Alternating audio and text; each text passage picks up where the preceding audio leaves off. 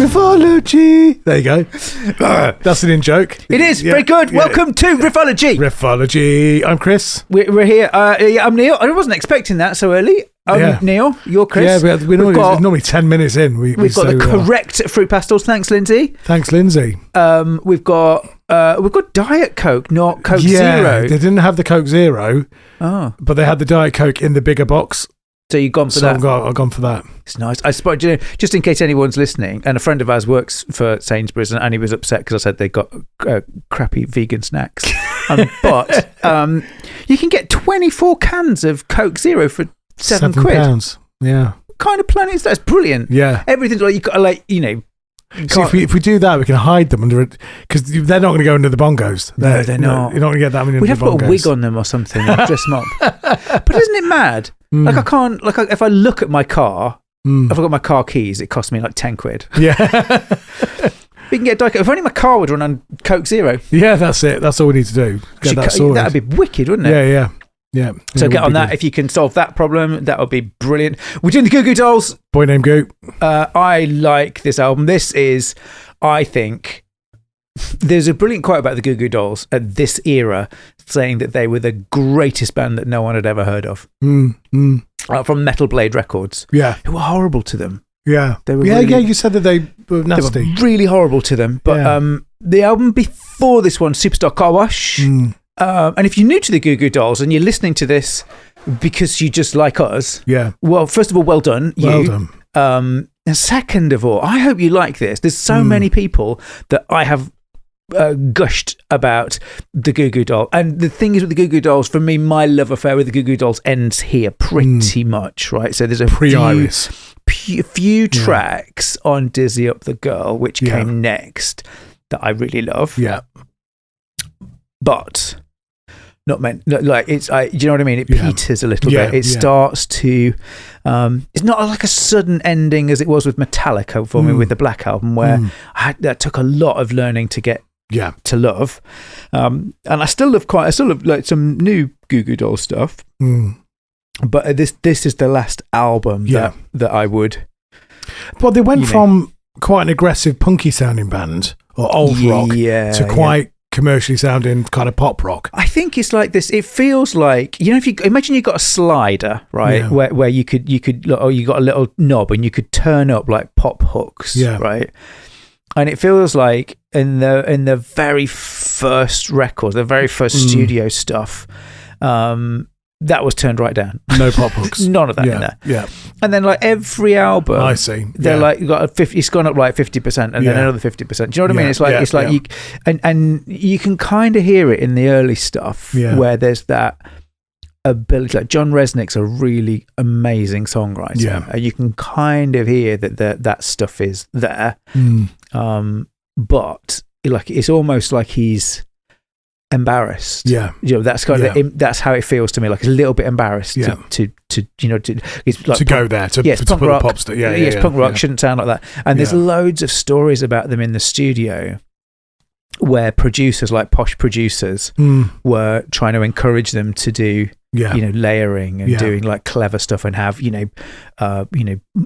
exotic recording techniques.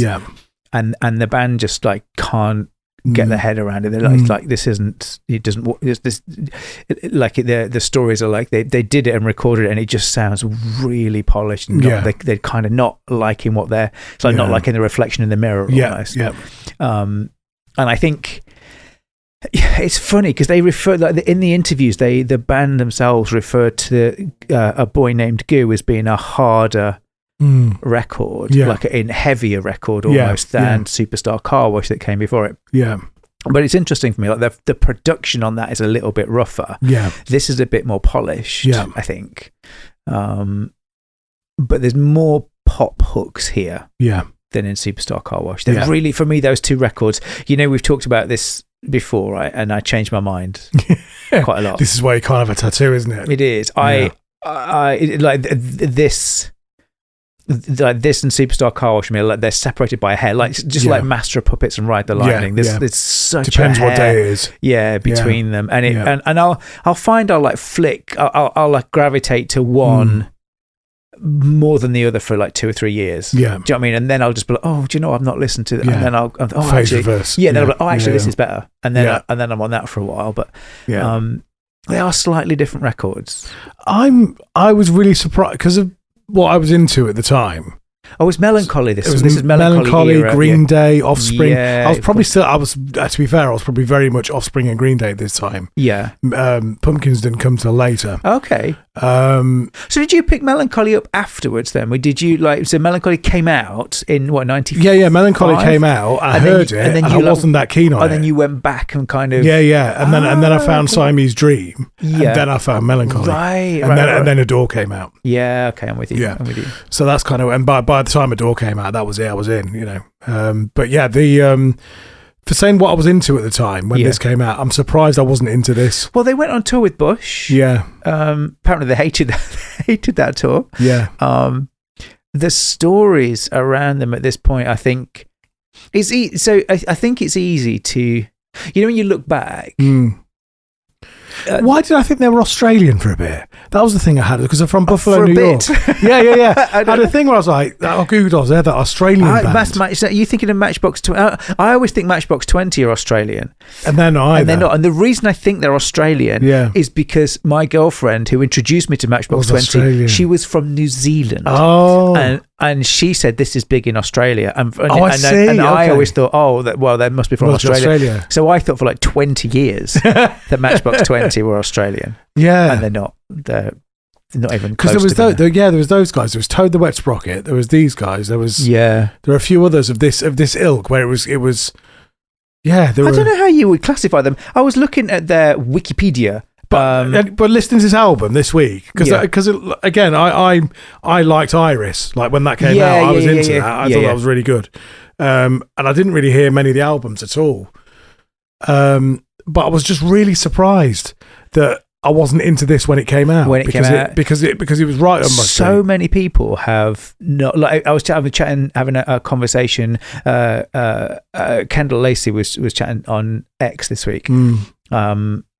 That so he's like, so you never hear anybody talking about Goo Goo Dolls. Just you. Yeah. It's literally just you. And the entire planet, it's just you talks about the Goo Goo Dolls.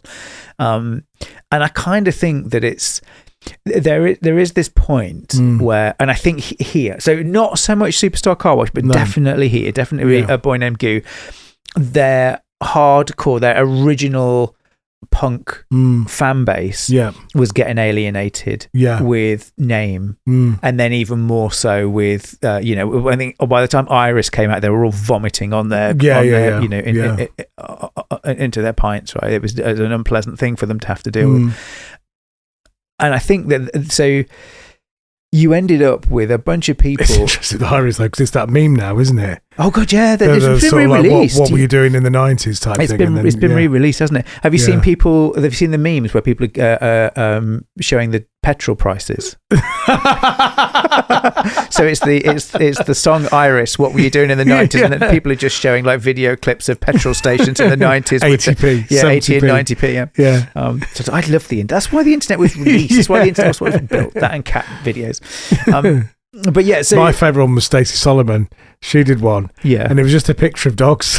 Was it? she did her own one that she put out, and it was like long haired, like what are they like? Is it a Saluki or? Oh, I don't know. Like the long hair, they're like greyhounds with long hair. Yeah, this is a Saluki. Yeah, like just them, just photos of those. Oh, I do like Stacey Solomon, but her accent, I just want to. It's like chalk. It's like nails on a chalkboard. It's like so. I just like she didn't take herself so seriously. I quite like that. I know. I do really like her, but I can't stand her accent for very long. She's just too. It's too flat. Yeah. Do you know what I mean? It's like it's. I don't know. There's just something really weird about it. I find it really hard work. Yeah. Bless her. But I do really like. I think she's lovely. Yeah. You said it now. I wish you just wouldn't talk. So tomorrow, that's all I'm going to do is get AI to convert loads of stuff to Stacey Solomon voice. God. No, I do like her. Lizzie, listen. There's a thing on. Is it the one where they empty the house? Yeah. She has that on all the time. Yeah. She loves it, and I like I say, she's lovely. I do love her. She's so kind, and I think the world should be full of more people like Stacey. As long as they don't sound like her, that would be great. I don't know where's she from? Where's her accent from? I don't know, but she was always on. Is it things, Essex? Yeah, I think bet so. Essex, Yeah, she was always on the thing, like panel shows. She was always on a lot of those, I think. Was she? But they were like because they'd rip her because she's got that kind of thing. You know, she's quite. I don't know. She comes across as quite naive, but I don't think she is. No. And I think she's quite sharp. But yeah, she's dead sharp. They were, they're having fun with her and stuff, and you just think it's totally unfounded, Yeah. But anyway, no, she's lovely. I like her a lot. I just wish she wouldn't speak. There must be a lot of people like that in the world that are lovely, but probably better off if they didn't speak. And so anyway, I was talking about why people haven't heard of these albums, right? Because so so imagine like you weren't aware of these records. The likelihood the first music you hear from Goo Goo Dolls is Name or Iris. Yeah, right. They're the two. There were big singles off Superstar Car Wash, but not they weren't really in the charts that much. So if you I quite like the kind of punky nature of these. I quite like the fact that they're a bit scrappy. Yeah. I like the fact that they're not overproduced. I mean, it's quite polished. This is actually for the time, but it's not. It's kind of a raw rock and roll record. It's well produced, but it's not. It's not kind of Mutt Lange polished. It's still got some rough edges to it. The guitars have got a bite to them. Yeah. I don't know. There's just something for me. There's just something really authentic about the sound of these. Right. You would never have heard these albums. No. You would have heard Iris probably. Yeah. Then you might have listened to Dizzy Up the Girl. Right. And you'd have been, oh, okay, fair enough. But every record that came after that just got more and more poppy. Yes. And you get to the point where you're up at like boxes and stuff and the kind of modern stuff. And it is like, it's not even, I mean, it's still guitar music, but it's kind of gone, it's gone more poppy than where we are here. So if you were on that journey, you're like, oh, well, that's interesting. I've heard Iris and I listened to this album. I don't think you would ever know that this is where they came from. No. And there's probably no reason for you to want to go and do that. Yeah, it makes sense. So I can kind of get it. But I think the world is missing some of probably of the greatest like guitar albums that have ever been made. I just think the songwriting is phenomenal. Like John Rzeznik is just epic here. Yeah. I love the lyric. I love the stuff he talks about. There's a real variation in subject matter as well, and I think he does quite a good job of telling a story. And I love the kind of simple, like there's nowhere to hide here in the songs. They're beautifully written. I love the kind of multi-vocalist thing as well. I quite like that. It gives it a bit of texture as well. But like for me, like I say, these have never got old. It's funny. There's albums that you go back to, and you think, oh, I love that. And when you go back to it again, you realise it was a bit crappy. Do you know after like 20 or 30 years, you would have loved it then. Yeah. And then you go back and listen, like these, especially these two. They're still there. Yeah. And I just think they're really old. I think they've aged really well. Yeah. I think the production's aged really well. I like, when we sort of listened to the interviews earlier and editing them and stuff, I really like listening to the way the two guys bounce off each other. So it's John and Robbie, isn't it? Yeah. And they're just, they're like totally different people. You get the sense they're quite different people. They're into different stuff. Yeah. But they're very complementary to one another. Their personalities are really complementary to one another. And it made me, that made me kind of go, well, that's why it works then. That's why this band works, is because you've got two guys there that are, totally different kind of people, but resonate really, really well together, and like you can sort of hear they've got each other's backs. They kind of, you know what I mean? I've been inspired by countless friends of mine. I've also been like lucky enough to have some of the best, most incredible human beings. Yeah. And when you watch them do things, like you watch Kennedy, like live her truth and live out her dreams and work every day to achieve those. And with that comes fearlessness. Like it pushes you. It is motivational. Like, it's very true. You are the people you are around. Yeah, definitely. You do get the feeling there's not so much ego. I mean, I'm sure there is an ego, but you get the feeling that they are. I don't know. Like, I can imagine them going, "Oh no, your voice sounds better for this." Yeah. Do you know what I mean? And it would be that kind of conversation rather than it's my turn for this. Yeah, do you know what I mean? Yeah, the anti-Oasis. Yeah, like because that Morning Glory thing where they just fought over who was singing what all the time. Yeah, they just fought. I'm singing that one. No, I'm singing that one. It's like, oh god. A fight over Wonderwall. I do. Yeah, it's bonkers, isn't it? Yeah, actually. I hadn't realised with Oasis until we did the show on Definitely Maybe. Yeah. That like Liam was sitting. I love towards the end of that. I guess towards the end of the band existing, like Liam was just sitting in the audience watching. Yeah. And and his brother's singing all the and it's just like mad, but it's crazy. But yeah, I think John Rzeznik writes most of it. I think he wrote I think he wrote most of this. I mean, still does. And then there are bits where, because they've both got really different voices. Yes. Yeah. I mean, there are bits on here where I think it sounds like love hate. There's a bit in there, Jizzy. We talked about Jizzy Pearl. He's got a great name, Jizzy Pearl. But there are bits on here where it sounds like Jizzy Pearl. Yeah. It sounds like a love hate song. It's got that kind of that rock and roll, punky, bit of a snarl, upbeat, fast tone to it. And there are bits where you've got Name, where it's like beautifully. I have to say, the two for me are Name and Naked. I mean, they're both incredible songs, but Name in particular, like that riff. Name's mad, isn't it? It's incredible. Yeah. One of my favourite podcasters is Alison. I'm going to get a name wrong because you said you made me laugh earlier. Her name's Alison Hagendorf. Yes, and Hagendorf. Yeah. And you said Haagen-Dazs. And all I can think is Haagen-Dazs now. But game over. If you like what we do, you'll love what she like does. Loads better. So much. She's such an incredible storyteller. So if you search for Alison Haagen-Dazs, yeah, that's exactly what to search for. She is just, prepared to lose your life for an hour or two. She does. She loves the 90s. I think it's similar. She's similar era to us, what she focuses on. And it's fair to say we get a bit of inspiration from what if she can find a story in the track. She often talks about the particular track,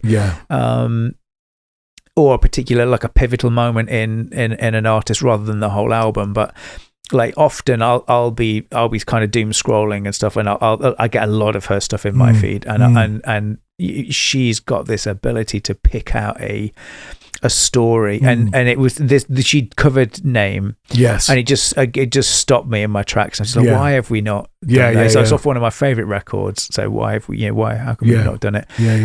But yeah, she's just bloody brilliant. She's got her own podcast, which is excellent, and she's all over the shorts and stuff. And I think she's just got it. She's just way better than we are. That's the way I would put it. But she's lovely. I like it. And but she talks about the story. She doesn't spend 10 minutes talking. She doesn't spend 10 minutes talking about Fruit Pastels. You see, that's the. She doesn't talk about Fruit Pastels. She goes straight to business. She goes to the content school. That's what she does. She's just dead good. She's like no mucking about, straight in.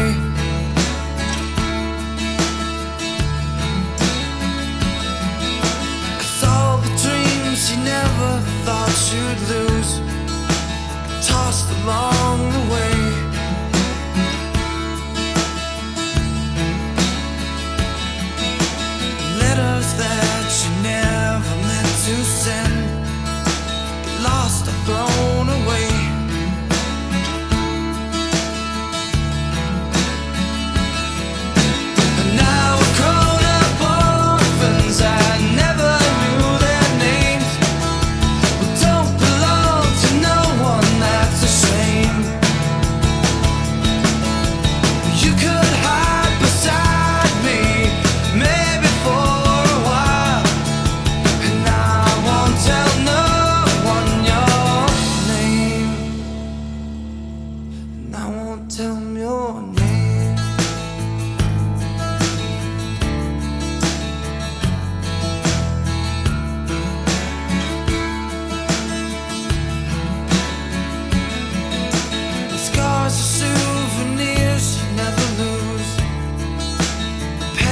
never far.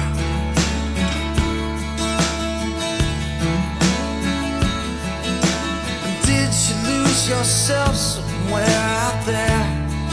Did you get to be a star?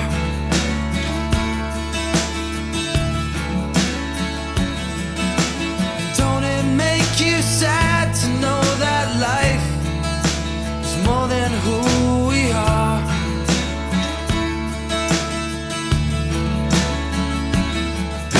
You grew up way too fast, now there's nothing to believe. Reruns all become our history. A tired song keeps playing on a tired radio, and I won't tell no one your name. And I won't tell 'em your name. I won't tell 'em your name.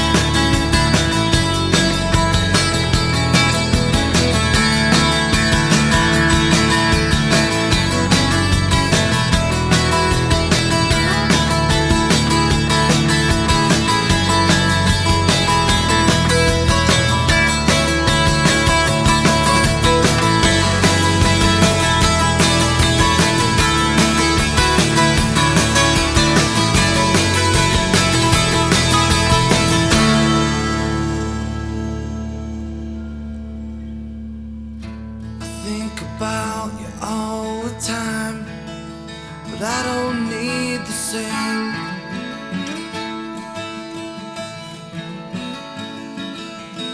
It's lonely where you are, come back down, and I won't tell 'em your name. We were a three-piece band, and I was also such a huge fan of Husker Du and Soul Asylum, to a lesser degree. That whole sound, I could relate to that whole. They had this great music scene there, and I could relate to it being from Buffalo, which is basically, just east of the Midwest. And I think that was part of what the abrasiveness of their sound. There was so much beauty underneath it. Oh yeah. I mean, one of the things that I'd started delving into was using open tunings, alternate tunings. Mould did that, to create this sort of sonic thing where there's like, you're filling in space. Right. Like, we're not Rush. It's like Robbie's thumping eights. Boom, boom, boom, boom, boom, boom, boom, boom, boom. That was a trick that I think Mould did really well. I read that when you were kind of strumming with it, you're like, oh, this is cool. Yeah. You had a Post-it note that you're writing it down on, right? The tunings? Yeah, the tunings. I still do that. I still do that. Or I'll put tape on the back of the guitar, and I'll have a tuner, and I'll write the tunings down on it, because I forget. This is one of the stories that she pulled out for this, was that the band are kind of nowhere, right? Like, no one's heard of them. Nobody's really a Goo Goo Dolls fan, right? Unless you know them. Like, the band are from Buffalo. If you're from Buffalo and you're into punk, then you know Goo Goo Dolls, right? If you weren't, then you probably didn't. Yeah. The new record's a lot more aggressive than our last record. It's not so polite. I think it's a pretty fair representation of where our heads are at that particular time that record was made.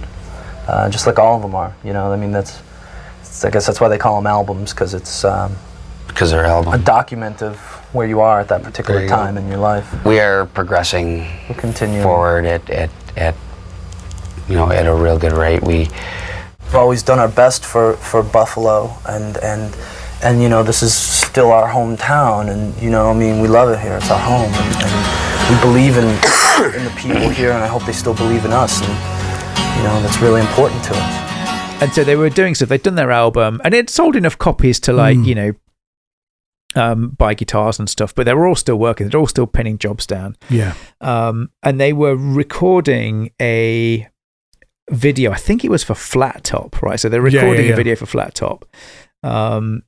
And while they're recording that video, so they're on set, they're on this like fake desert island. They're all trying to, mime away to the thing to do the video. Yeah.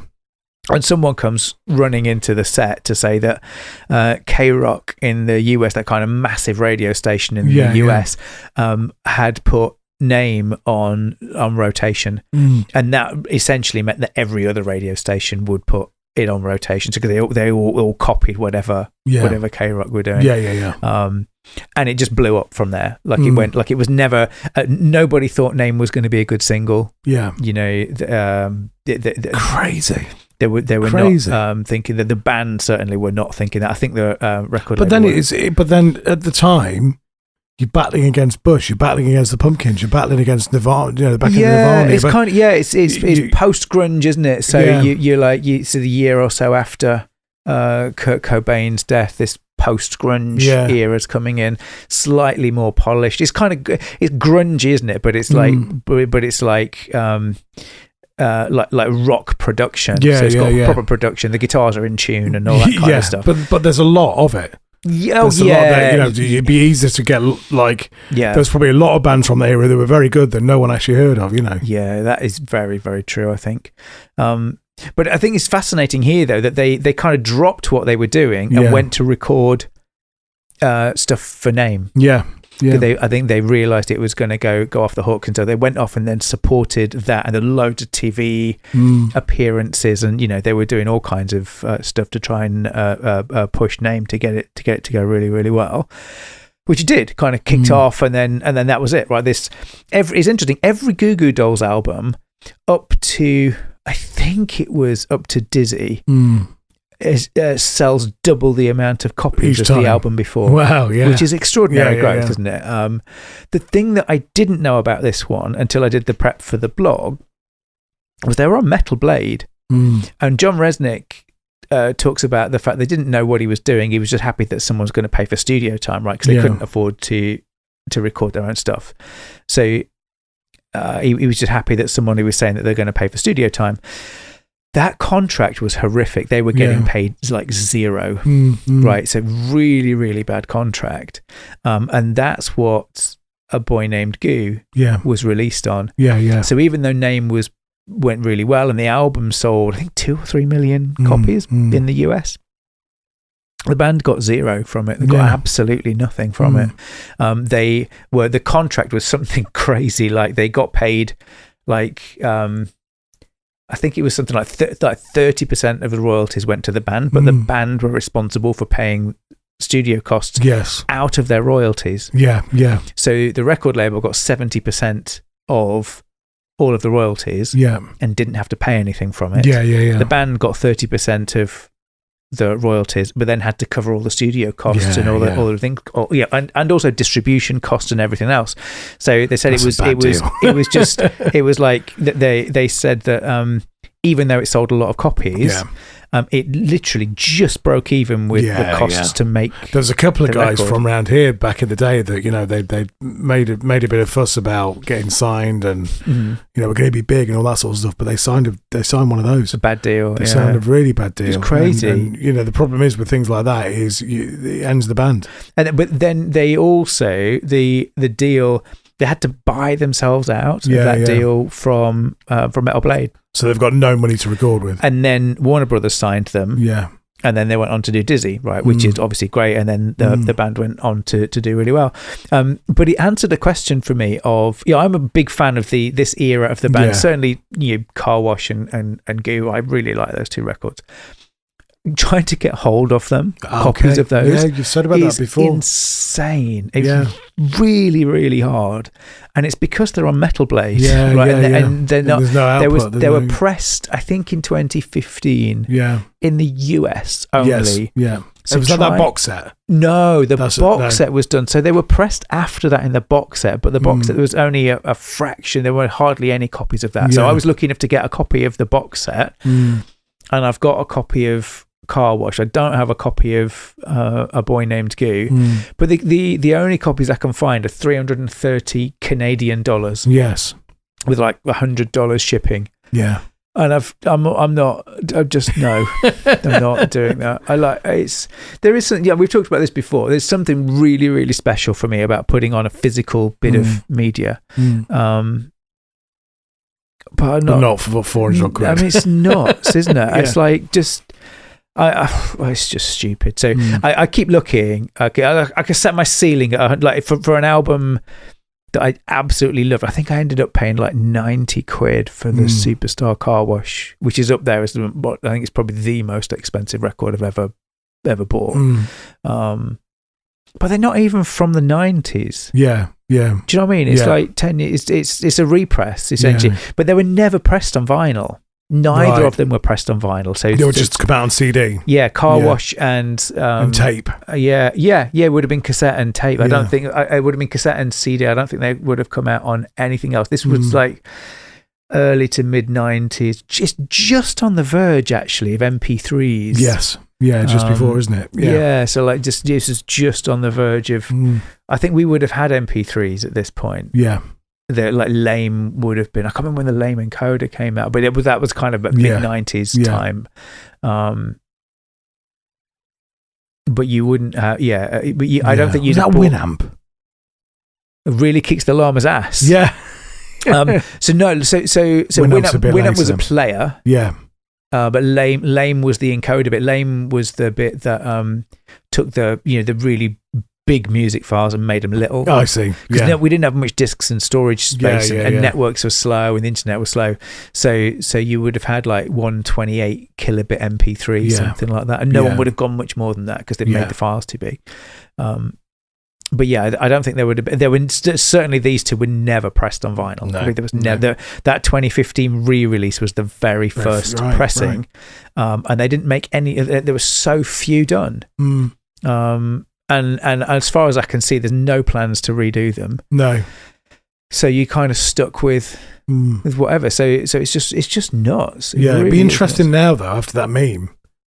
After that 90s meme. Oh, if it'd be Iris, interesting to see if but the thing is, the band don't own. It's Metal Blade, isn't it? They still don't own. I mean, you were explaining that, like the band might want to, but they can't do it because they don't own. And there's no sunset because it's a bad deal. There's no sunset. They can't do a buyout. Right? No, they can't do it. So this is on Metal Blade to do it. Yeah. Who I don't know. Yeah. God, if you ever get a contract, write in a sunset clause, please. It's crazy. You've got to write an endpoint. But you've got sometimes you end up with the opposite of this, right? So at the minute, like Metal Blade, obviously they did that pressing in 2015. Then you get Earache. Now Earache just shove versions like they have some of my favorite bands, like Napalm Death and Carcass and stuff. They got like Buck Cherry and Skindred and a bunch of others, right? But they like. I bought I absolutely adore Carcass, right? I think it's one of the best bands ever. There was a box set of every studio album that they'd ever done with the original artwork, which are impossible to get hold of. The artwork for Carcass was like really, do you know what I mean? Not family friendly. So you just couldn't get it. Yeah. And they were only available like fleetingly. If you were lucky and you knew, and you have to bear in mind way back at this time when these albums first came out, the only place you'd have been able to buy them was at a show. They wouldn't have been in like the record stores and stuff. You have what you have as far as being a writer, and you can always draw from different sources. I think it's a matter of how honest you want to be with yourself, and if I felt like writing country and western on this record, that's what I would have done, but I didn't. I felt like writing really aggressively. And I think the more, and I hate this word, but the more you mature as a player and a writer, you sort of discover things that you can do that you maybe never knew you could do before, things that you may have wanted to do, but didn't have the confidence or the know-how to actually go ahead and get those things done. So anyway, they did this box set and I thought, do you know what? I really, like, the nostalgia is really strong for me. I'm going to get that. So I ordered that and I got it. But then like every other week, they release another version of. Do you know what I mean? They're like metal. Earache are constantly shoving these things out of the door. So like here's a new one with an extra track. It's just different color. It's different color, and I don't know. But they're not asking mega money for them. No, do you know what I mean? I think I bought some of the Buck Cherry albums are like 14 quid. They've got you sus then, haven't they? And I think I'm down with that. I'm totally down with 14 quid from for an album that I like. I'm good with that. That's about right for me. But like I don't know. Paying like $330. It's a lot of money. And to get smashed in the post coming from Canada, wasn't it? So, I was really happy because I got a copy of Melancholy. Did you? Yeah. That was the same sort of thing, where it was hundreds and hundreds of pounds. Yeah. And then one came up, and I'm sure it was like 50 quid. Yeah. Like not a lot in comparison to the rest at all. So yeah, definitely got that. Do it. There is something very, very nice. I've got my car has got I've got quite an old car. It's not got a very it's got a record player in it. It's not got a fancy audio system in it. But I found out it's got a CD player. It has got a CD player. So is it where you flip the front down? You got to it's just got in the boot six changer. It's got like a little hole. It goes in the slot. And you just put it in, and you can hardly see it. Yeah. It's really neat. It's kind of very German kind of. My Audi was like that. Was it? It's really nice. You just kind of put it in, it goes. Yeah, and then it goes. It feels good. Oh, yeah, they've got it sorted. It's been brilliant. I've been able to listen to the compact discs in there. I've got a few in there. And do you know the other thing that's really cool about it? In the glove compartment, when you got a fridge. God, I keep waiting. No, it's not got a fridge. But you open the flap, and like there's like a groove across the bottom, and it's exactly a CD's width. Oh wow! And I remember got it, and the first one was Superstar Car Wash. I took my Superstar Car Wash CD in there, put it in my little slot. Yeah, and then put the thing in there. Put it in, and I was like, that fits perfect. And then it's like, oh, they've nailed it. Somebody did that. I think somebody was like, with a vernier calipers. Yeah. Exactly how big does the slot need to be? But it's beautiful. So I like that a lot. My kids are still I don't know, they still don't believe me that's how we used to listen to, like they kind of get that you can listen to music like that. But they're like, that's not the only way. Yeah, but they're like, why would you do that? Do you know what I mean? They don't get it. Yeah. They're not like, why don't you? What in the 90s? Why did you not just listen to it on your phone? God, can you imagine when AI gets to the point where it's that same conversation? It's like, well, why wouldn't you do it like that? Yeah, how could you just not use AI? Yeah. I'm pretty much there now. I couldn't go back. No way. It's brutal when I've just got really lazy. So when at work, we had a Claude outage this week, so we couldn't. There's a couple of models that we needed to use. Yeah, and game over. That's it. I was trying to do I was trying to review some pull requests on one of our repos. And I've just got to the point now where I just kind of go, what does the pull request do? Explain it to me. Show me just show it to me. Blah, blah, blah. And then you're like, what's the risk? And then I test it. Blah. Yeah. And I was kind of like, I'm going to have to read this like by hand. I'm going to actually read like all of the stuff here. And it's like, this is ridiculous. It's like, but it is. It's got there, hasn't it? It's properly got there. Yeah. It's I had one like, so I was doing like bids for money for charities and things like that, and like you'd normally spend 2 or 3 weeks like putting a bid together, getting it right, checking it through, getting the spelling, all that. I did 3 in one day. Just because it was great. It was so simple. I had to do a podcast. So I've been invited on a podcast where they invite people who've been in IT for a long time to talk about their careers, of kind of how did you get into it and what's been involved and stuff. And I think I'm the oldest person they've ever seen. So the girls, bless them, who do it. Do you know what I mean? They're that kind of age where they're young and energetic. And I think they've seen people in their 30s and 40s. Yeah. And then they've not seen. They're not used to. That's so good. So anyway, I was chatting to them, and I was saying, well, granddad. Yeah, like the first job I ever did really in IT was network. Oh, do you like like redoing switches and things like that. Well, there was no network. Like when I started at this company, there was zero network. So if you wanted to share a file with somebody, you used USB drives, didn't you? No, you used a floppy drive. So you would have copied it onto the floppy disk, maybe 2 or 3 floppy disks, and then you would have walked to the next person's computer, and then they would do that, and obviously connecting them together was a big deal. So that was what I did. And then and it's really fun. So wouldn't it be easy just to email it or something? Just, the internet's not been invented yet. I remember Monkey Island had 11 discs. Oh yeah, it's perfect. One of it had a little copy protection disc that you spun round. Yeah. You spun it around to get the code, Do you and then remember, you put it in. It might have been one of them. It might have been Elite that did this, or you had to. It asked you for a word on the page. Yes, of the manual. Yeah. So you had to get to like page, word 12, paragraph 6, or whatever. Yeah. That's copy protection, isn't it? Yeah, proper. You can never find the bloody manual or whatever. That's it. You can't play that game anymore. Done. Everything I did was cracked. Yeah. That was Amiga. Everything was always cracked on the Amiga. And then everyone's mum always had a mate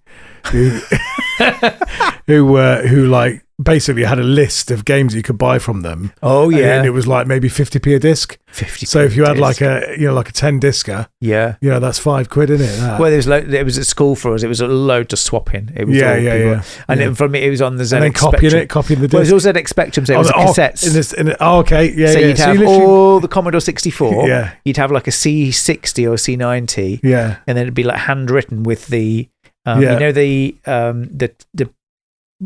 wheel that told you where you were on the cassette, and it would just have the number written next to it, so you could fast forward to that bit, and then you'd have to find the gap. Yes, and then you'd be all right.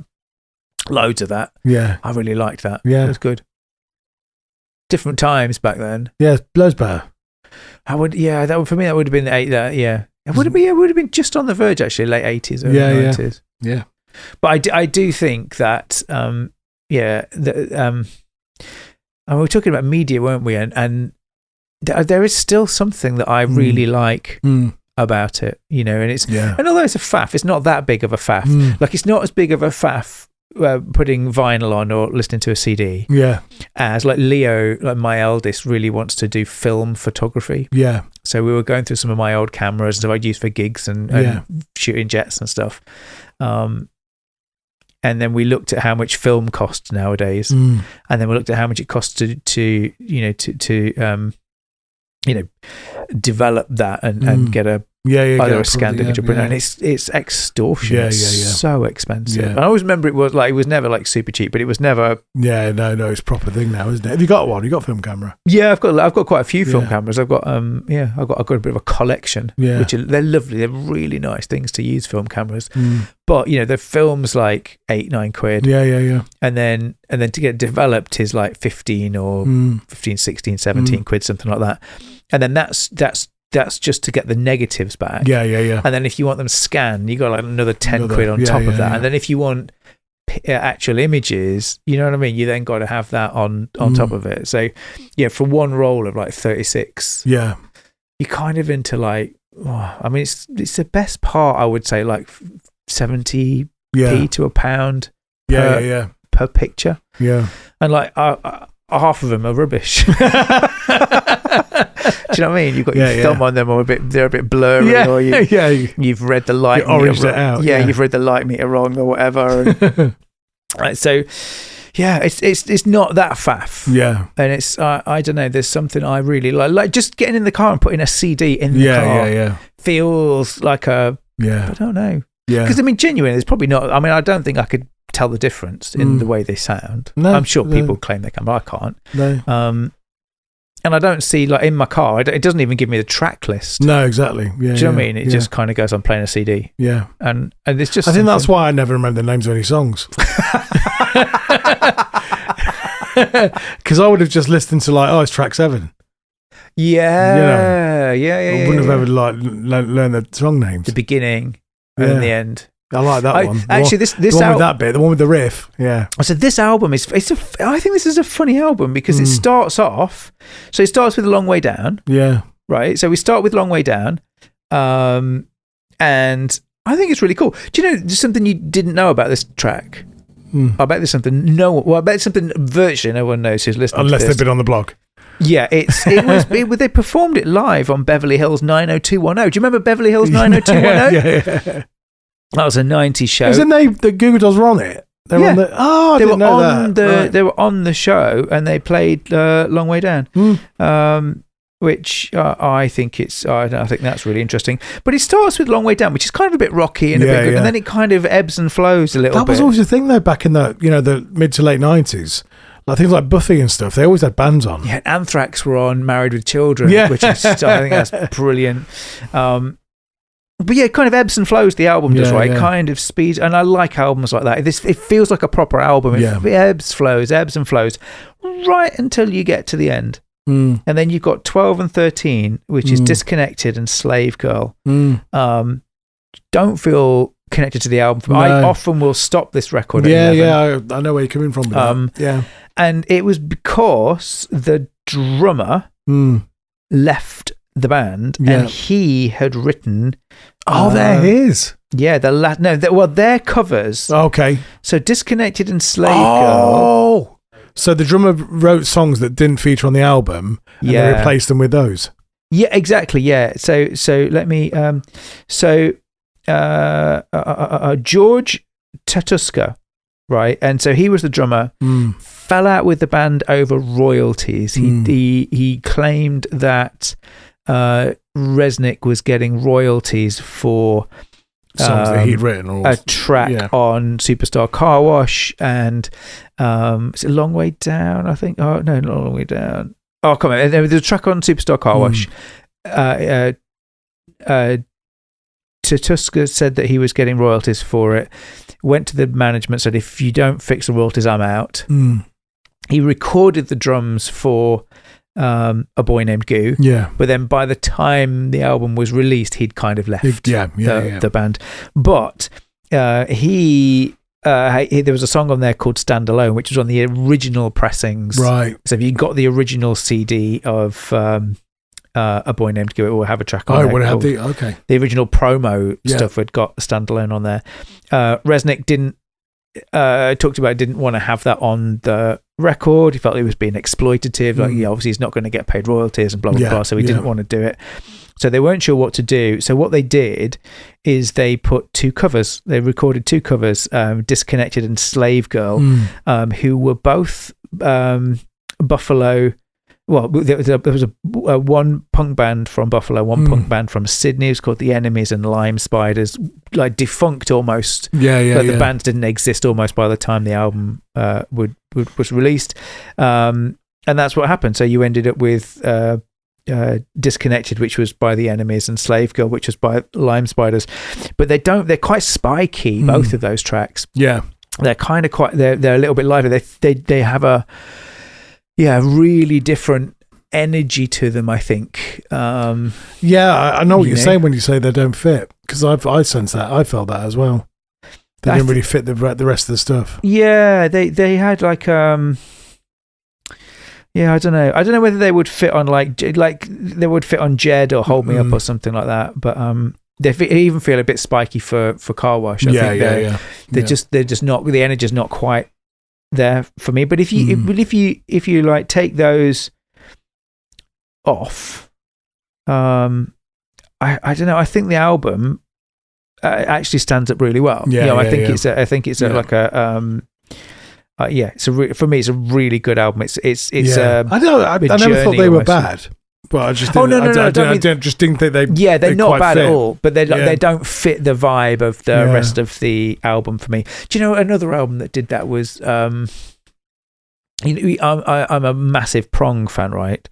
And I'm gonna get the name of this correct, and I'm gonna have a quick look on the Wikipedia. But so Prong did an album, a recent album called oh God, what's it called now? State of Emergency. Yeah. And on there is a Rush cover. Oh, yes. I remember. Yeah. And I stopped that album at the Rush. It was Working Man, I think. I don't like it. Don't like it at all. I don't mind covers. Well, I don't really like covers, but I don't know. Some bands do covers. Unless you're Faith No More. Faith No More, Carry It Off. Faith No More did it. Like Anthrax did it with what did they do? They did Antisocial, which was epic. Megadeth have done covers like this. Metallica have done covers like this. They did where the Garage Inc. album, didn't they? Yeah. So like some, I don't know. There's some covers I think are just brilliant, and you Word Up, right? Guns. That's a gun. That's a definitive. Yeah, it's a gun track. Not But I don't know. It's weird. Like if you let me take Word Up for an example, right? It fits the energy of that album so well. Yeah. It's like it doesn't stand out in any way. It's like it's just another great track on a great album. Yeah. These two for me on here. So by the time you get like Disconnected and Slave Girl, they're cool tracks, but they don't like as a lover of albums. Yeah.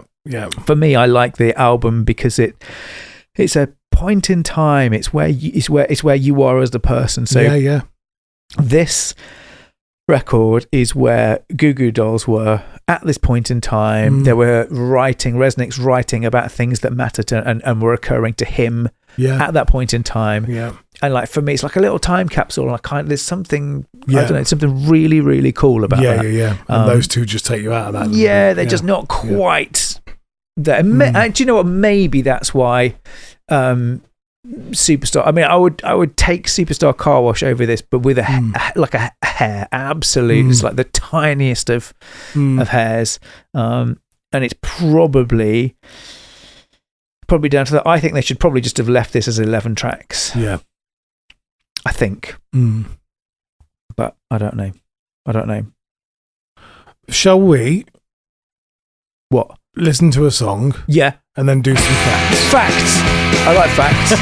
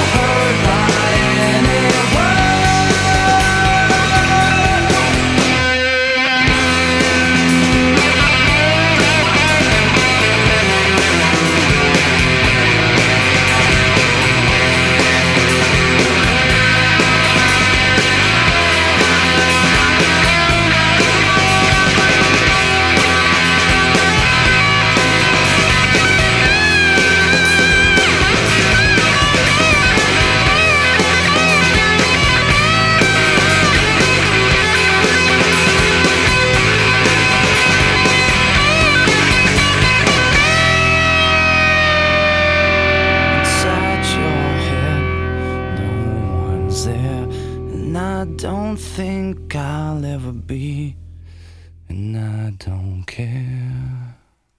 You're naked inside your fear.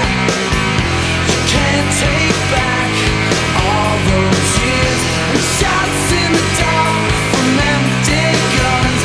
Never heard by anyone, never heard by anyone,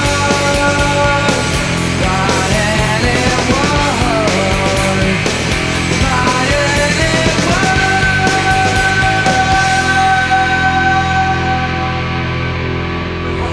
We used a Boston producer, Lou Giordano, who was really big in the Fort Apache sound, the Boston sound. He put together a couple of albums by like the Moving Targets and that. He really understood where we were coming from as far as like what kind of sound we wanted on the album. He's real big into the aggressive guitar sound. Yeah, he worked with Sugar and Husker Du for years, and and we've been ripping them off since the beginning, so I mean, it's pretty logical to use a guy like that, I guess. So you can just for that extra authenticity. Yeah, it's fact time. So, being a big fan of the Goo Goo Dolls, I don't know whether the band's called Goo Goo Dolls or the Goo Goo Dolls. So in the Wikipedia, it says Goo Goo Dolls. Yeah. On the albums I've got, it says Goo Goo Dolls. Oh. In Apple Music, it says the Goo Goo Dolls. Apple, they make it all up. Do they? Yeah. They do what they want. So I don't know. And so, like, if I look on the Wikipedia, they're just called Goo Goo Dolls. Yeah. But then, like I said, in the social, almost all the socials, it says the Goo Goo Dolls. Does it? Yeah. So I don't know. So if you know, I don't Does care. Apple control their socials? Probably. Yeah. Tim Apple. He knows. Release date 14th March 1995. Released on Metal Blade Records and Warner Brothers. I think Warner Brothers did the international release, but Metal Blade owned it. They're a subsidiary or anything like that. I don't know. I thought Warner Brothers were bigger. This is the biggest selling album that Metal Blade had. Yeah. Right. So I don't think they ever had one that was bigger. No. Than this. And they made a lot of money from it. Yeah. Producer Lou Giordano did tracks 1 to 11, and Rob Cavallo and the Goo Goo Dolls did 12 and 13. Those were the kind of the covers that were done at the end. I like the production on this record. Yeah, it is good. I like the production on Superstar Car Wash as well. Recorded Bear Track Studios. It was recorded at Trackmaster Studios in Buffalo, Soundcastle in LA. So it's kind of scattered around a little bit. And they did. I think they did writing in some. I think some of the writing was done before, and then all good. Track count 13 tracks. Runtime 42 minutes long. Very punky. Yeah. Do you know what I mean? Yeah. The tracks are short, sharp. Yeah. They start well. Yeah. They finish well. Yeah. I like it. There's not I don't know. Yeah, you kind of get the feeling that there are not ideas. I don't know. Like you don't get the feeling like they're just regurgitating something. It's kind of like go, done. Yeah, great. Run the idea out. It's finished now, and then we stop the song. Yeah. I like that. Guess where it charted in the UK? So in the US, it peaked at number 27. Yeah. In the UK, probably nowhere. Didn't chart at all. Yeah, I was going to say, yeah. Nada, not even in the. I don't know where it's like 200 or whatever it goes up to. Didn't get there. Nothing at all. Number 15 in Canada. Yeah, it got 2 million copies. It sold in the US. It was a big album in the US. Not so big here, and I think partly, as you were talking about, there was a lot of stuff going on. Yeah, there were bands that we had over here that just did not. It's as simple as if you're on TFI Friday, everyone's heard of you. Yeah, I think if you're on Jules Holland, everyone's heard of you, and I think so. There was a lot to do with like who's on the telly.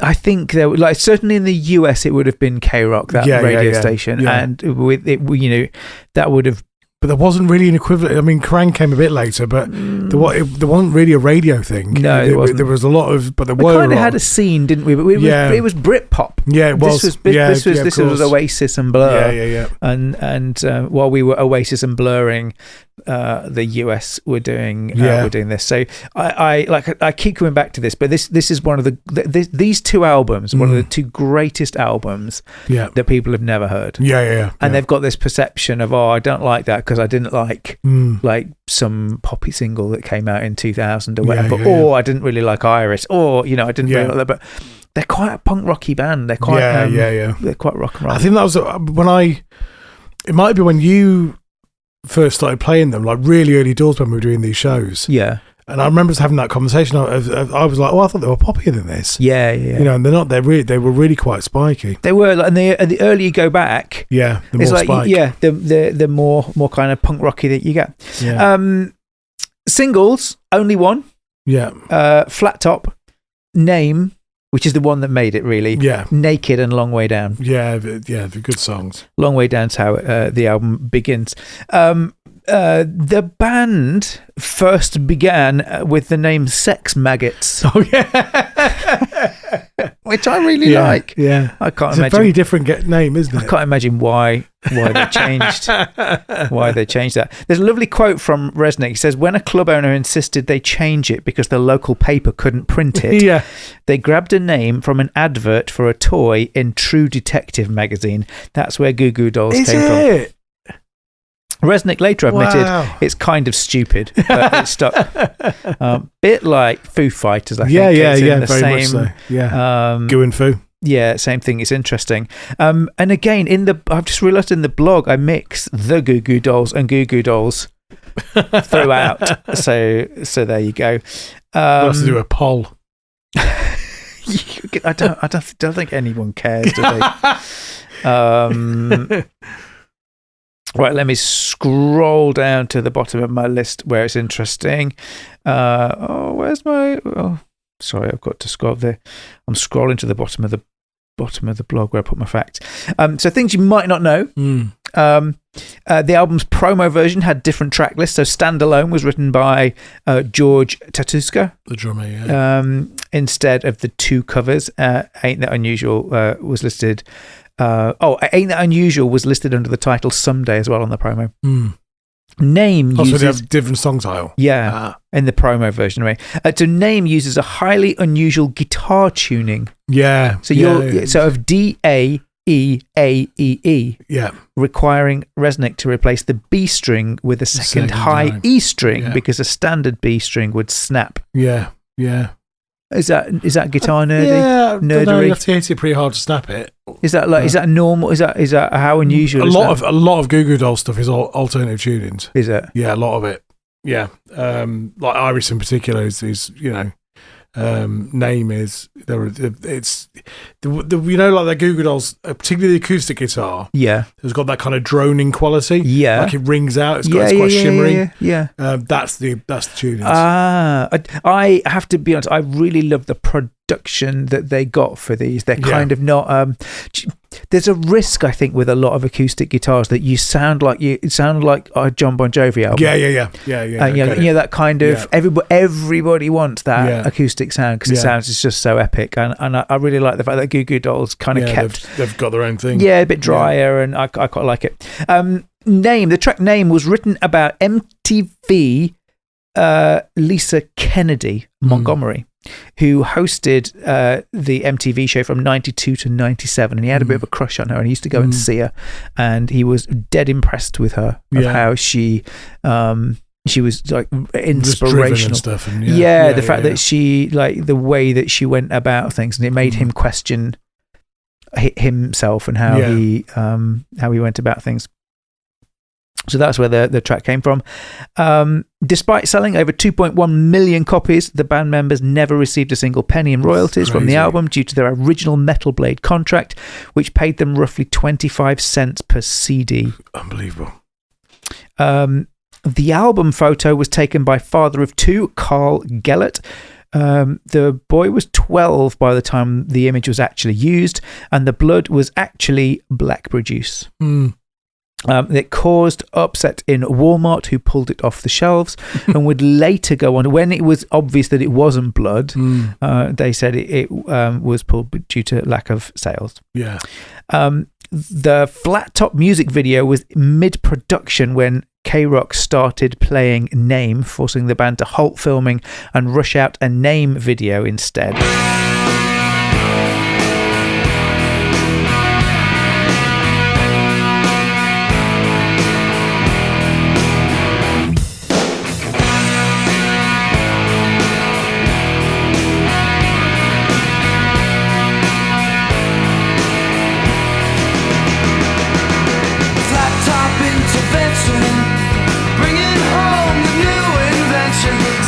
There in pieces on the ground. A television war between the cynics and the saints. Flip the dial and that's whose side you're on. Sleeping on the White House lawn ain't never changed a thing. Just look at all washed out hippie dreams. And it's falling all around us. Is this some kind of joke they're trying to pull on us? Falling all around us. I turned my head off for a while. The tabloid generation's lost, choking on its fear. Used to be that's all we had to fear. And conscience keeps us quiet while the crooked love to speak. There's knowledge wrapped in blankets on the streets. A visionary coward says that anger can be power, as long as there's a victim on TV. And it's falling all around us. Is this some kind of joke they're trying to pull on us? Falling all around us. I turn my head off for a while, and my dirty dreams all come alive on my TV screen. And assassination plots show me what I haven't got, show me what I love, who I'm supposed to be, show me everything I need, show it all to me, show it all to me.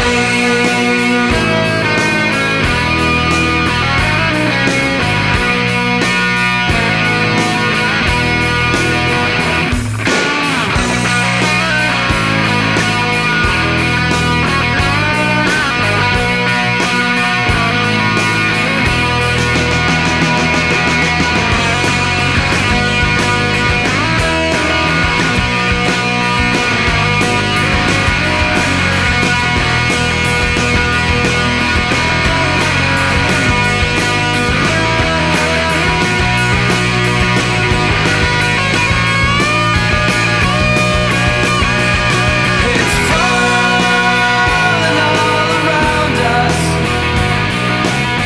Is this some kind of joke they're trying to pull on us? Falling all around us. I turn my head off for a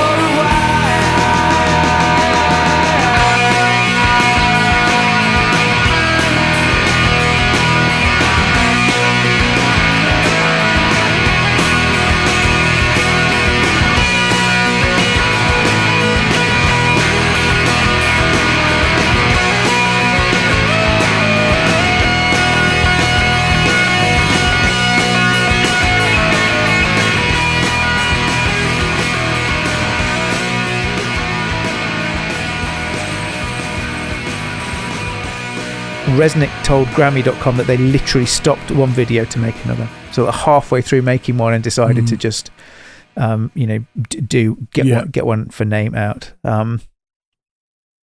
Each of the Goo Goo Dolls' first 5 albums That's the box set. That I told you about that box set. Yeah. Petty Thieves and something else it's called. I've forgotten the name of it now. Dead rare, really hard to get hold of. If you're a bit of a Goo Goo Dolls fan, it's worth. It's really good. It's the first 5 albums on vinyl. None of them were pressed on vinyl originally. It's really, really cool. Loads of cool stuff inside it as well, like tidbits of where it was recorded and just cool things that you get in physical media. So each of the first 5 albums sold roughly twice as many copies as the one before it, which I think is bonkers. That's super cool. Yeah, it's a hell of growth, isn't it? Yeah. The band was so broke during the album's success that they toured with Bush and No Doubt to cover legal bills for their Metal Blade lawsuit, because they took Metal Blade to court to kind of get out of that thing. They were saying that it was that they had so little money that they were having to tour like relentlessly. They were to like pay the bills. Any tour that was going, they were on it, which no doubt did them no harm. Getting in front of, imagine getting out in front of the Bush crowd. There's a whole bunch. It's just that I always get that thing about, with thinking about the timeline and where they are in their story. Yeah. And of course we know now that like Iris was around the corner. Coming, but they didn't know. And they didn't know. No. So they were having this really hard time, not knowing this huge hit was kind of about to take them into the stratosphere. Yeah. And that's it for facts. They're all the facts that I've got in the blog. Well, there might be more facts in the blog, but they're the ones that I felt were. So the blog is riffology.co. It is, yeah. And you can go to that, and it's getting lots of interest. And the podcast's getting a lot of interest. It is, yeah. Lots of you are listening to it. So I've noticed Overcast is good. We're getting people from Overcast, so welcome. Yeah. Is that Europe? I don't know. Sounds like it'd be European. I know. To our iHeartRadio. If you're listening to us on iHeartRadio, I know that well done you for listening to us on iHeartRadio. I have to be honest. We get lots of, according to our stats, we get lots of people listening on iHeartRadio, and we didn't know what that was. So that's lovely. So here in the heart of England, we appreciate you very much for enjoying this stuff with us. But yeah, lots of people are listening. It's good. More people are listening than probably we have any right to have people listening to. But we do appreciate it. It's lovely. Thank you. And I do worry sometimes that we don't translate particularly well. I have lots of American friends, and they kind of stop me sometimes when we're having meetings and stuff. Yeah, you go, what are you on about? Yeah, just what are you on about? What does that mean? And I don't know whether fruit pastels. What are fruit pastels called in America? Can you imagine if it was like called something stupid? Yeah. Do you know, I saw a lovely quote today that said that if what would you if you could change one thing about your country, what would it be? And do you know, so it was basically saying that it was a British man said that the one thing he would change about England is he would rename the seed rape to canola, like America, so it was easy for British people to say. And I like that a lot. Yeah. Is that what it is? Canola? Is that what canola seeds are? I think so. Yellow stuff. I think canola. Yeah, it's yellow. Yeah, pretty seed. Pretty. I like it when they plant that. It's really pretty, isn't it? When it comes out. As a photographer, we always used to go and drag people into fields, canola fields, let's call them, because they're really pretty. Or poppy. I like poppy fields as well. They're really pretty as well. Do you know? While we're off on a bizarre tangent, I've noticed that farmers have been planting sunflowers. Have they? Yeah, it's called something seed, something mix, wild seed mix or something. Right. And the government pay them to plant this stuff. Yeah. It just looks well smart. I imagine a field full of sunflowers. Yeah. They look really, really cool. Yeah. Lizzie wouldn't let me still. I wanted to go. If you take the head off, if you take the head off a sunflower and dry it, you get loads of sunflower seeds. Yeah. And then you can plant the sunflower seeds, and then you get sunflowers. Yeah. So we're driving past one of these fields, and I like pull up, and she's like going, "What are you doing?" I'm going to go and steal a sunflower. She goes, "What if you get caught?" I said, "What do you mean? What if I get caught?" Well, she said, "What if the police come?"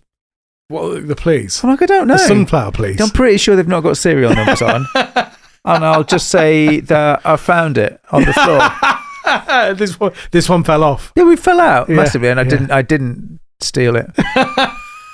She's like, there's something about bad influence for the children. Yeah. I mean, you shouldn't go around stealing things, but I'm pretty sure that farmer wouldn't have minded. Well, it's biodiversity, isn't it? You're encouraging biodiversity. I mean, of course it is. I mean, there's wars going on in the Gulf. No one cares about a bloody sunflower, do they? And they're dead smart. I like sunflowers a lot. I like sunflowers. I do. I really. Yeah, we led one of the many plants that we try and grow. Do you? And I kill most of them. I've got some giant sunflower seeds at home. Have you actually got some? Yeah, do you want some? Yeah. I'll do some. Please. I always want to eat them. Yeah. Do you remember, for those of a certain age who remember the X-Files. Yeah. Fox Mulder used to eat sunflower seeds. Yeah, he did. Yeah. I remember getting sunflower seeds and being incredibly disappointed. Like, Fox Mulder has them. Chocolate. It's got to be brilliant. Yeah. They're not very good at all. Yeah. The other one was chewing tobacco. I've never done that. Chewing tobacco was a thing, like American Western films. They always just have chewing and they spit in the pot. And the spittoon. Yeah. It's a spittoon. It's called, isn't it? A spittoon. Mutty cloons.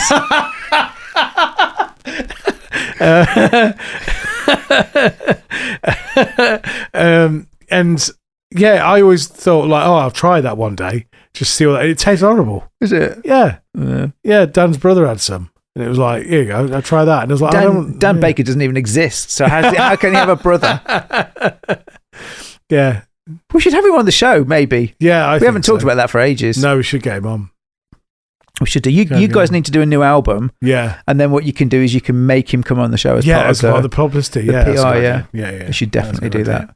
And speaking of PR, where's this going? I know. I wondered if you wanted to speak about a pole position app. A what? The pole position app. Oh my God! So if you like Formula One, I have got a fantasy Formula One league, and I have to be honest. So I've loved Formula One since the 80s. So I was about 10.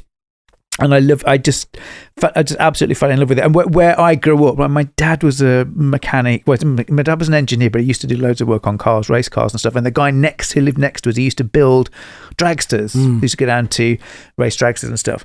So like I kind of grew up around paddocks and, at Donington Park and stuff. I first learnt how to drive. Like most people say, I learned how to drive in a Vauxhall Viva or whatever. Yeah, I was learning to drive in race cars around the paddock, and this was in the 70s where parents. I mean, do you know what I mean? There was no seatbelts. Yeah. They would be smoking. They'd be, they used to think it was dead funny to give kids beer and stuff. Yeah. I'm like, of course you can have a go in the race car. Just try not to kill anybody. Always loved racing. Just absolutely besotted with it. About the past 10 years, I wanted to build my own fantasy league, and I never really did it. But my youngest is now besotted with it as well. He's just like totally, as you were, same sort of thing. Yeah. But like, what's weird about it? No one else in the family likes F1 apart from me.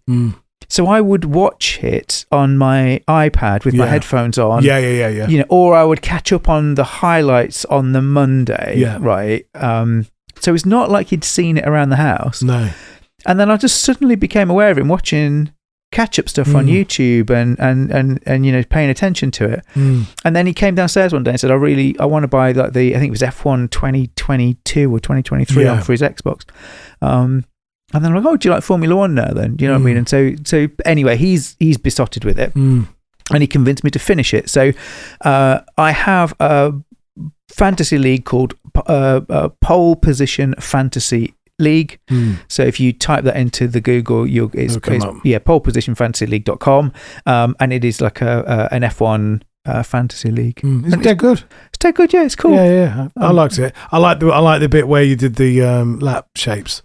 I like that bit. It's lovely. I found a really cool community project called F1DB. And they have all the data and stats, but one of the lovely things they have is circuit diagrams. So I kind of pull all that in. Really lovely people as well. I like that. I love community projects. That. Definitely. But it's been really cool to do. It's been really brilliant to be able to pull it together. There's like hundreds of people in there in the league now as well. I thought there might be like 10. Yeah.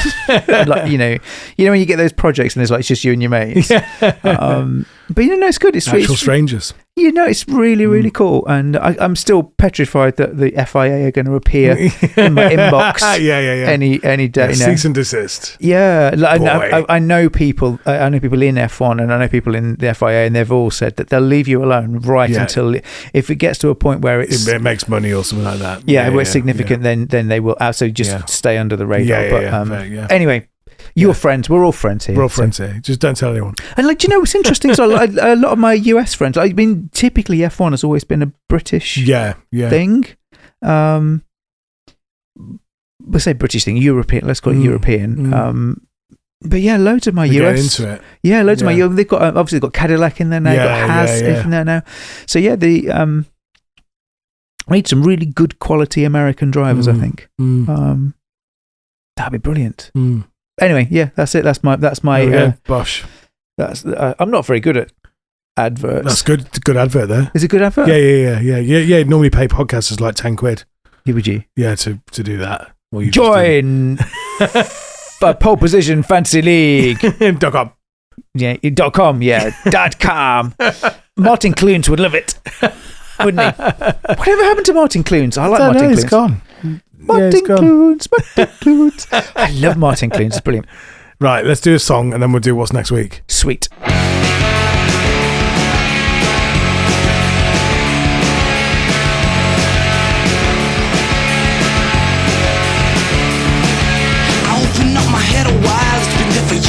Must have been a victim of my peers. One is for my happiness, the other for my health. The last is something bigger than myself.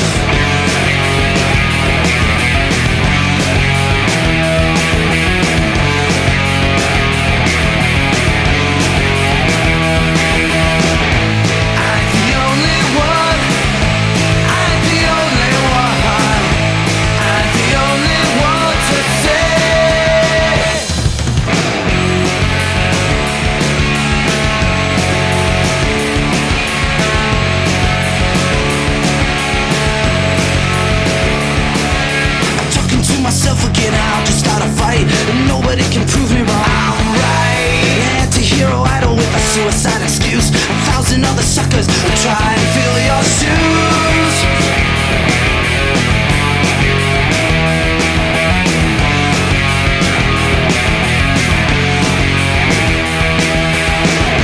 I'm the only one. I'm the only one. I'm the only one to say.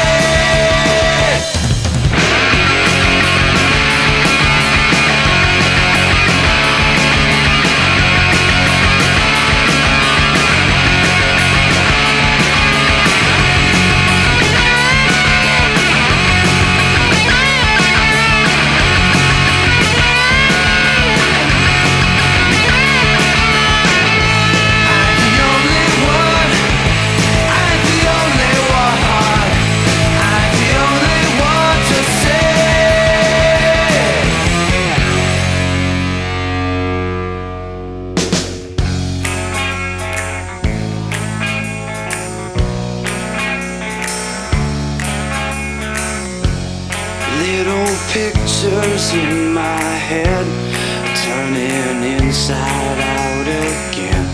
'Cause fucking up takes practice. I feel I'm well rehearsed. Because the past is a bully and the future's even worse. You tell me what you feel, 'cause I can feel it like a curse.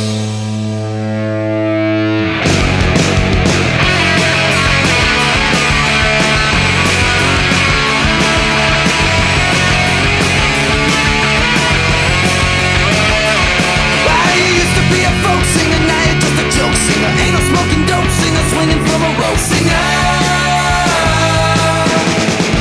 I'm the only one. I'm the only one. I'm the only one to say.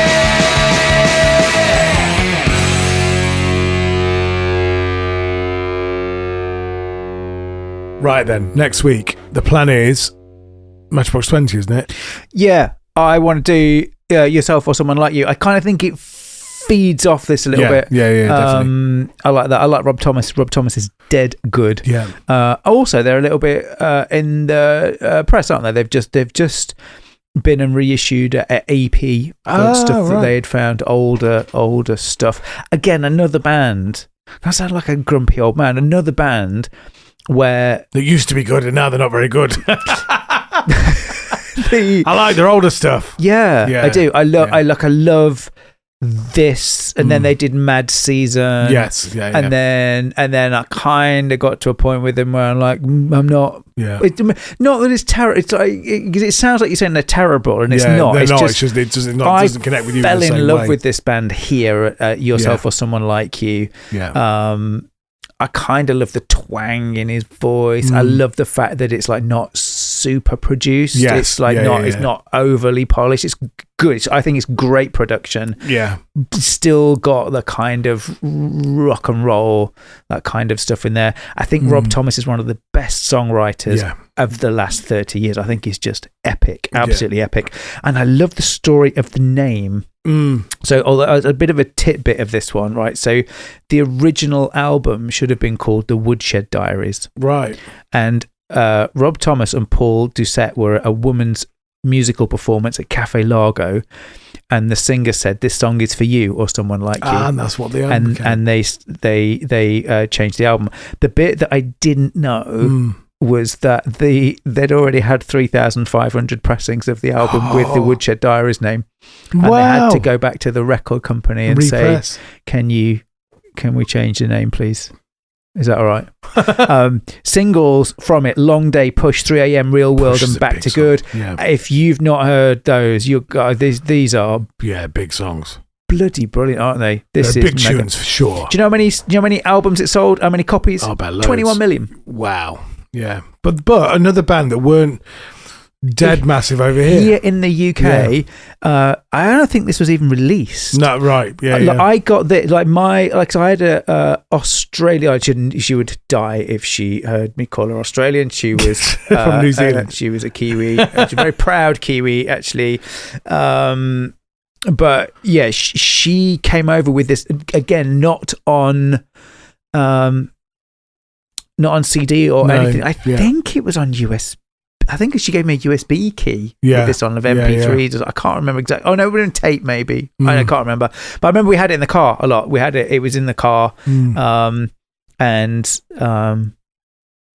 it was cool. It was just a cool album. I really, really liked it. But you never heard of it really. No. And I think their fan base still here in the UK is tiny compared to what their fan base is. They're a big deal on all the shows, on everything, weren't they?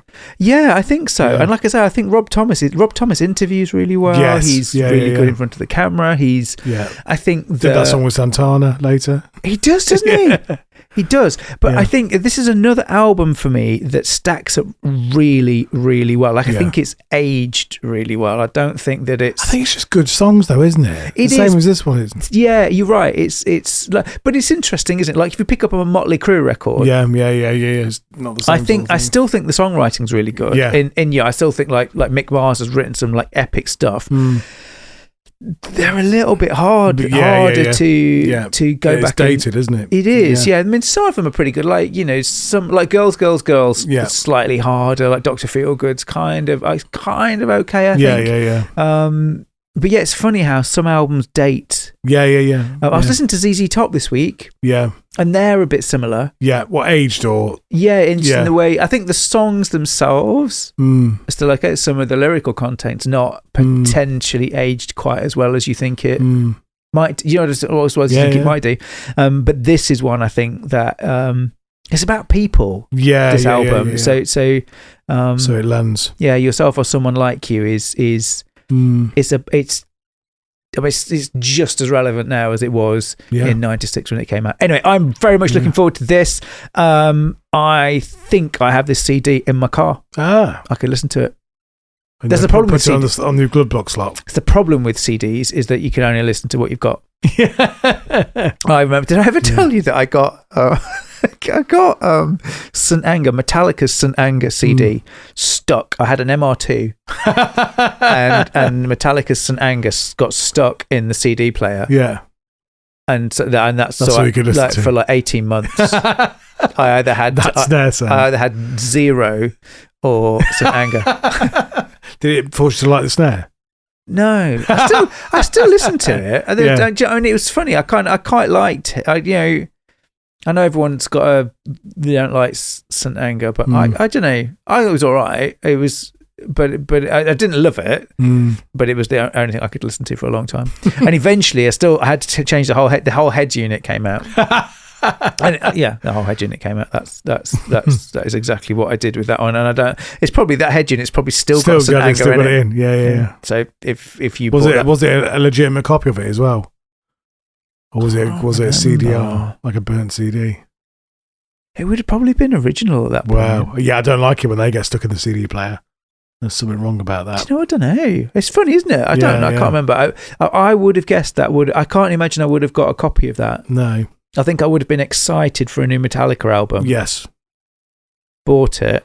Yeah. Put it in. And then that's it. Not liked it. Tried to take it out. Yeah. And then it's like, I'm sorry. It's there forever. You bought it now. Yeah. This is it. Every day you have to learn. Yeah. It was, I remember that. And it was a proper running joke in my car. that was stuck in there. Loads of people tried to get it out. Yeah. Which car was it?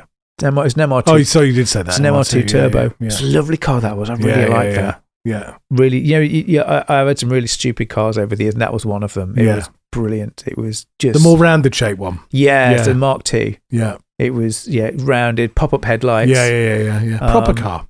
Yeah, it was. It was lovely. Yeah. Engine was kind of bolted to your back. Yeah. It was like loud and noisy. You could hear it breathing. And I think it was, you want one of them, and then the other car... that comes out on special occasion, Mitsubishi GTO, twin turbo. Yeah. Bosh. There you go. They're nice, they are, aren't they? My mate's obsessed with Skylines. Yeah. It sounds Skylines. Yeah. And I love Skylines right until you get inside them. Yes. Like, they're bizarre. Like, if you get into a 911 from the 90s, they're pretty well screwed together. They were like, they're all right. And if you get into like Ferraris, if you get into, but that's not true. Ferraris fall apart, but they're still beautifully made. Yeah. If you get into a Lotus from the 90s, if you can find a working Lotus from the 90s, well done you. But they look nice inside the Lotus. They're kind of quite Spartan. Yeah, but things still feel quite well screwed together. Yeah. Get inside a Nissan Skyline from the 90s. And it's awful. It's like getting into a Tupperware container. Yeah. Everything's that black, hard, scratchy. Yeah. But it's not. It just feels cheap. Yeah. It just feels really unpleasant. Everything. There's not even like nice dials or everything. Just feels horrible inside them. But they're lovely to drive and they look cool. Yeah. Do you know what I mean from the outside? So they're a bizarre thing that has kind of aged. Well, you have to love it. Do you know what I mean? You kind of have to love them, but. I think I like sat in a Skyline. Peak for me cars that were kind of 90s cars. Yeah. Were dead good. Yeah. The Supra and oh god, yeah. My mate had a Supra. I had a Mark IV Supra. It was lovely. That was. I liked it. Again, interiors were terrible. Yeah. And they forget if you ever go back and drive them now, they're awful. But they were proper like in the day. But I think they were made by that. I think Vauxhall these days, they're made by people that don't like cars very much. You know what I mean? Yeah. I think they're like, I don't, you've got to just get it out. They're like a bunch of people that's just like, I don't like cars, just go in. Whereas back in the 90s, I think the Skylines and the MR2s and the Supras and all the Mitsubishis and I don't know. Yeah. I think they were made by people that loved cars. Yeah. I think that's missing a bit. I think there's too many PR and marketing people involved. Yeah, not car people. Nerds. Car nerds. I think it was when the Gran Turismo. Oh yeah, Yeah, you watched that? You watched that documentary yet? No. Martin, somebody's name is. It's I forgot what it's called, but it's a documentary about Gran Turismo. Martin Clunes.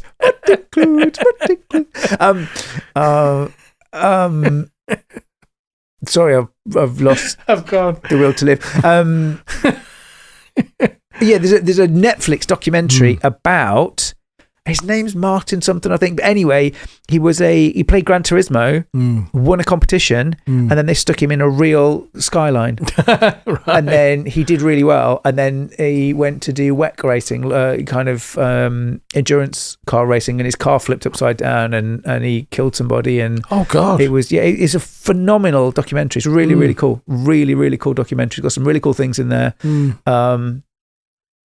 It's got Black Sabbath in it. Right. Yeah. I mean, it's got Gran Turismo, it's got Nissan Skylines, it's got WEC racing in there, and it's got Black Sabbath in there. That's it.